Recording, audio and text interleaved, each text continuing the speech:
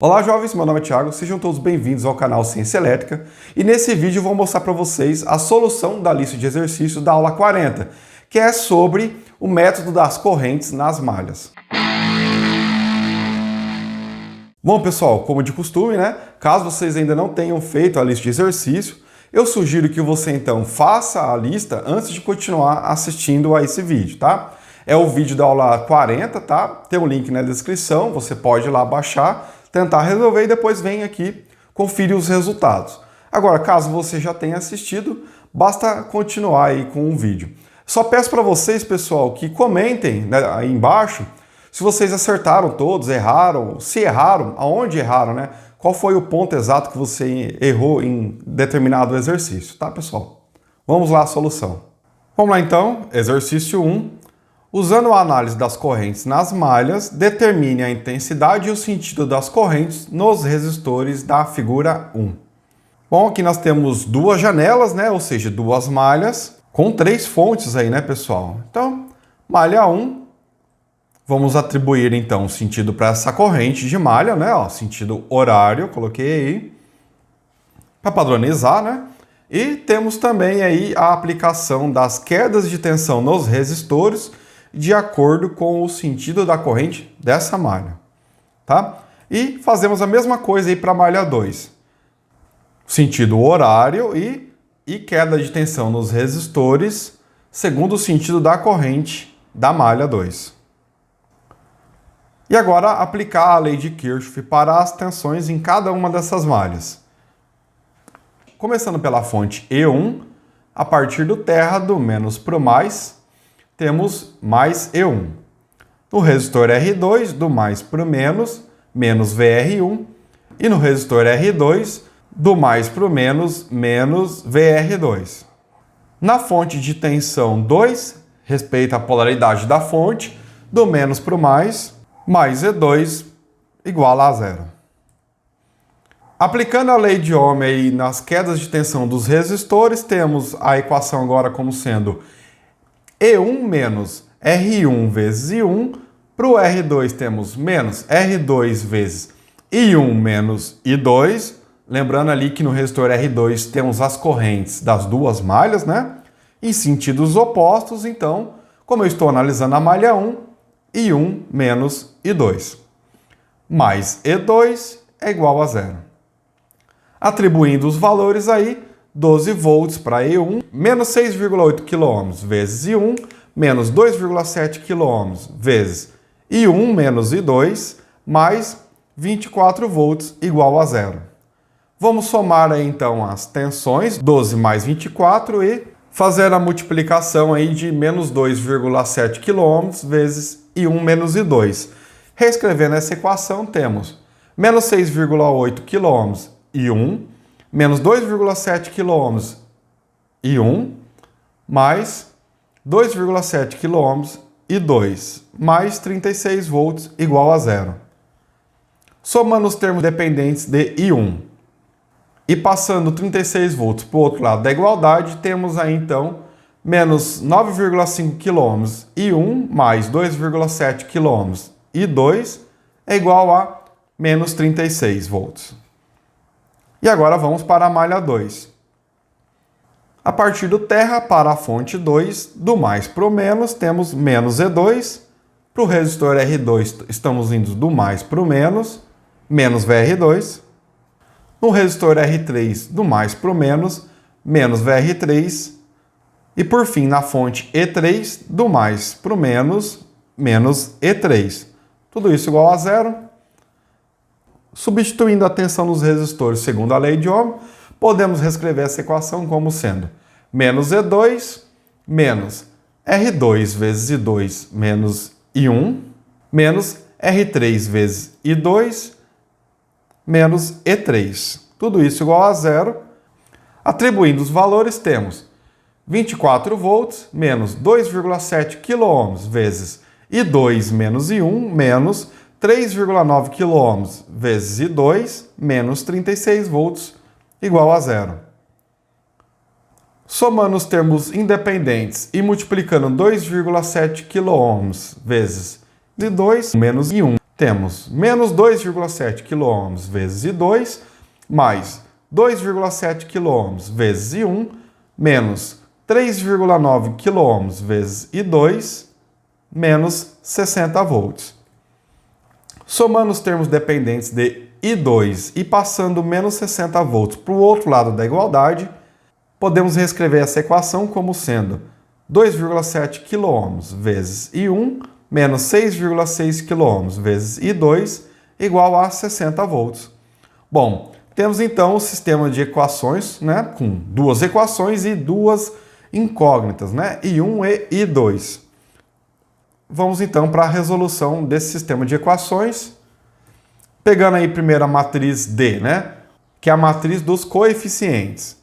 Na primeira linha temos menos 9,5K e 2,7K. Lembrando que K aí vale 10 elevado à terceira potência ou 1000, né? Segunda linha, 2,7K menos 6,6K.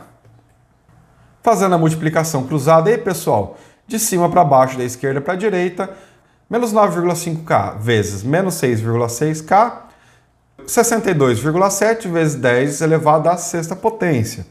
Ou você poderia usar o mega aí também, tá, pessoal? Sem problema algum.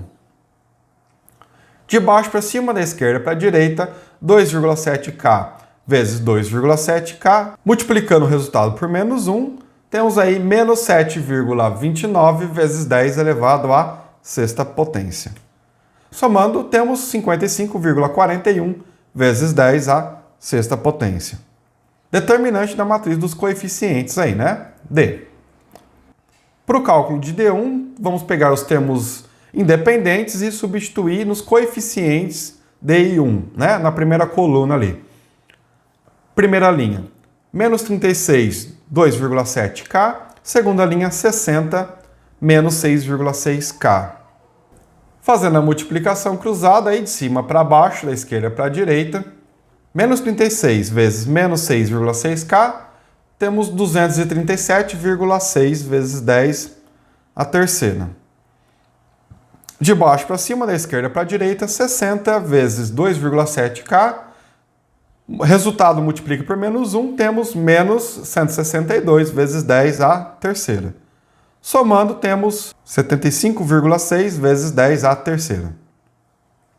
Para D2, vamos então pegar os termos independentes e substituir nos coeficientes de I2, ou seja, na segunda coluna ali, resultando numa matriz D2 igual a primeira linha, menos 9,5K, menos 36. Segunda linha, 2,7K e 60. Fazendo a multiplicação cruzada, temos aí menos 9,5K vezes 60, menos 570 vezes 10 a terceira. De baixo para cima, da esquerda para a direita, 2,7K vezes menos 36. Multiplica o resultado por menos 1, temos aí mais 97,2 vezes 10 a terceira. Somando tudo, temos menos 472,8 vezes 10 a terceira. Bom, agora que nós sabemos o determinante das três matrizes aí, podemos calcular a corrente I1, né, a corrente da malha 1, como sendo D1 dividido por D, menos 75,6 vezes 10 a terceira, dividido por 55,41 vezes 10 a sexta, que é igual a 1,364 mA. Resultado positivo, então o sentido de 1 está correto. Vamos para I2. I2 é igual a D2 dividido por D, menos 472,8 vezes 10 elevado à terceira, dividido por 55,41 vezes 10 à sexta, é igual a menos 8,533 mA. Observe aí, pessoal, que I2 tem o sentido invertido. Olhando ali, pessoal, na corrente de I2, eu tenho que inverter o sentido dela. Ela está no sentido horário e agora, corrigindo, sentido anti-horário. Também temos que a corrente do resistor R1 é a própria corrente da malha 1. E a corrente do resistor R3 é a própria corrente da malha 2, certo? Já com sentido corrigido aí, pessoal. Como essas duas correntes, IR1 e IR3, estão entrando no nó, precisamos ter uma corrente saindo. Lógico, senão a gente violaria a lei de Kirchhoff para as correntes, né? E não tem como. Bom, IR2 então é I1 mais I2. Somando as correntes, temos aí o valor para IR2 que é igual a 9,897 mA. IR2 saindo do nó lá de cima. Temos então as correntes e o sentido de cada uma delas para cada um dos resistores aí, né, pessoal? Exercício 2. Usando a análise das correntes nas malhas, determine a intensidade e o sentido das correntes nos resistores na figura 2. Bom, agora nós temos um circuito com 3 janelas, então vamos ter aí 3 malhas. Para cada uma delas, vamos adotar aí um sentido, né? No caso aqui, sentido horário. Temos a corrente I1, que é a corrente da malha 1, e as quedas de tensão para cada um dos resistores aí, de acordo com o sentido da corrente que eu estipulei aí, né? Sentido horário. Fazemos a mesma coisa para a malha 2, certo? Ó, sentido horário, marcando a polaridade das quedas de tensão. Interessante aí que não temos nenhuma fonte na malha 2, né? E na malha 3 temos a corrente I3, sentido também horário e marcando as polaridades das quedas de tensão nos resistores, né? Vamos lá. Lei de Kirchhoff para as tensões. Na malha 1, temos ali, a partir do terra, fonte E1, de menos para mais, temos mais E1. Para o resistor R1, do mais para o menos, menos VR1. No resistor R2, do mais para o menos VR2, igual a zero. Aplicando a lei de Ohm nas quedas de tensão dos resistores, podemos reescrever a equação como sendo E1 menos R1 vezes I1 menos R2 vezes a corrente que o atravessa, no caso aí são duas correntes, de sentidos opostos no resistor R2. I1 está descendo e I2 está subindo no resistor R2. Como estamos analisando a malha 1, vai ficar menos R2, que multiplica I1 menos I2, igual a zero. Atribuindo os valores, temos 15 volts menos 3 ohms I1, menos 2 ohms, que multiplica I1 menos I2, igual a zero. Passando 15 volts para o outro lado da igualdade, né, o termo independente, e temos 2 ohms vezes I1 menos I2, reescrevendo a equação, menos 3 ohms I1, menos 2 ohms I1, mais 2 ohms I2, igual a menos 15. Somando os termos dependentes de I1, temos menos 5 I1 mais 2 I2. Não temos nenhum I3 aqui, vamos colocar então 0 vezes I3, que é igual a menos 15 ali, menos 15 volts, né? Essa então é a equação das tensões na malha 1. Vamos para a malha 2. Mesma coisa, hein, pessoal? LKT, a partir do terra, sentido horário, começando ali por R2, vamos do mais para o menos, menos VR2. No R3, do mais para o menos VR3.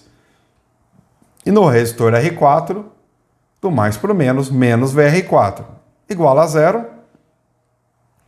Aplicando a lei de Ohm aí nesses resistores, temos então menos VR2 é menos R2 vezes I2 menos I1. Né? Ó, estamos olhando a malha 2 e a malha 1 tem uma corrente no sentido oposto em R2. Então, I2 menos I1. Para o resistor R3, temos então menos R3 vezes I2. Né? No R3 só há a corrente da malha 2. E no resistor R4 também temos duas correntes, a corrente I2 e I3. I2 está descendo, I3 está subindo no resistor R4, sentidos opostos, então vamos ter menos R4 vezes I2 menos I3, igual a zero. Atribuindo os valores, temos menos 2 ohms, que multiplica I2 menos I1, menos 6 ohms, que multiplica I2, menos 2 ohms, que multiplica I2 menos I3, igual a zero. Resolvendo as multiplicações aí, pessoal, temos então menos 2 ohms I2 mais 2 ohms I1 menos 6 ohms e 2 menos 2 ohms e 2 mais 2 ohms e 3, que é igual a zero. Somando os termos dependentes de I 2, temos então a equação final 2 ohms e 1 menos 10 ohms e 2 mais 2 ohms e 3, igual a zero. Repete o processo para a malha 3. Vamos lá. LKT a partir do terra, começando no resistor R4. Do mais para o menos VR4. No R5, do mais para o menos VR5. E na fonte E2, do mais para o menos E2, igual a zero. Aplicando a lei de Ohm nas tensões dos resistores, temos então, para R4, menos R4 vezes I3 menos I2. Reforçando aí, pessoal, no resistor R4 temos as correntes de duas malhas, da malha 2 e da malha 3, né? Como estamos olhando a malha 3 agora, e elas têm sentidos opostos, né? Então, I3 menos I2. Para R5, temos então menos R5 vezes I3 menos E2 igual a zero. Atribuindo os valores, temos menos 2 ohms vezes I3 menos I2, menos 4 ohms vezes I3, menos 10 volts, igual a zero. Resolvendo as multiplicações e passando menos 10 volts para o outro lado da igualdade, temos então menos 2 ohms I3 mais 2 ohms I2, menos 4 ohms I3, que é igual a 10 volts. Somando os termos dependentes de I3, temos a equação final aí, ó, como sendo 0 vezes 1, porque na malha 3 não há corrente da malha 1, né? Então 0 ohms vezes I1, mais 2 ohms e 2, menos 6 ohms e 3, igual a 10. Temos então as três equações das tensões aí, pessoal.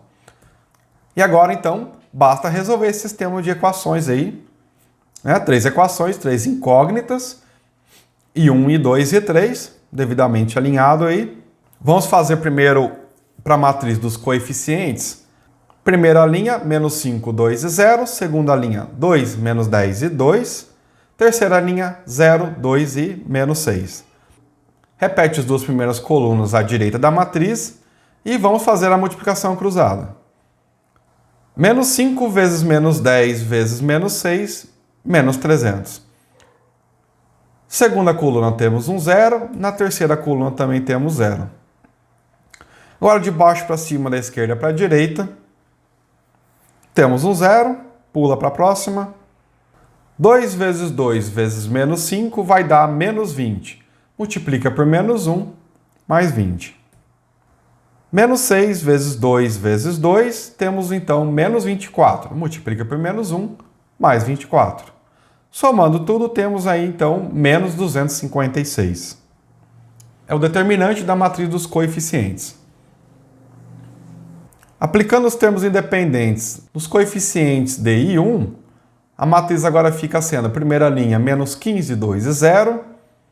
Segunda linha, 0, menos 10, 2. Terceira linha, 10, 2 e menos 6. Repete as duas primeiras colunas à direita da matriz e vamos iniciar a multiplicação cruzada.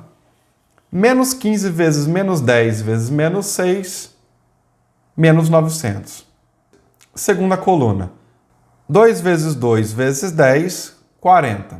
Terceira coluna temos zeros, então pula para a próxima. De baixo para cima, da esquerda para a direita, temos lá. Temos um zero, então pula para a próxima coluna.